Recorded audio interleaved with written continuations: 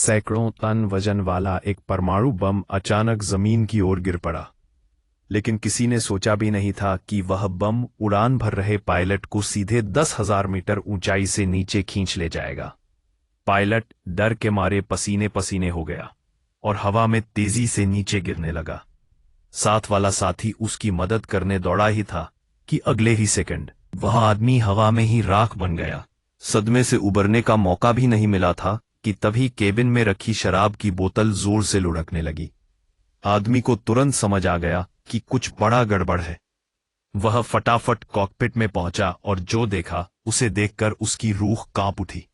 Pilot न जाने कब मर चुका था, और उससे भी खतरनाक बात यह है कि हाल ही में हुई लड़ाई में विमान का इंजन बुरी तरह क्षतिग्रस्त हो चुका था। पंखों से काला धुआं निकल रहा था और विमान हर सेकंड 800 मील की रफ्तार से जमीन की ओर धड़धड़ा कर गिर रहा था। अजीब बात यह थी कि आदमी को अब डर बिल्कुल नहीं था, बल्कि वह झट से वापस केबिन में गया और पागलों की तरह सामान खंगालने लगा। लेकिन चाहे जितनी मेहनत कर ले, जीवन बचाने वाला पैराशूट कहीं नहीं मिला। विमान और जमीन के बीच की दूरी अब 1000 मीटर से भी कम थी। आखिरी कोशिश में उसने पास पड़ी बेल्ट उठाई, खुद को एक कोने में कसकर बांधा और आंखें बंद करके मौत से सीधा मुकाबला करने की ठान ली। अगले ही पल विमान जमीन से टकराया और 100 मीटर गहरा गड्ढा बन गया।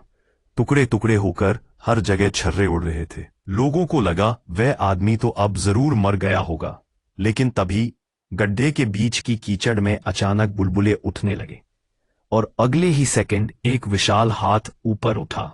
वह वही आदमी था जो मौत के मुंह से चमत्कारिक तरीके से वापस लौट आया था।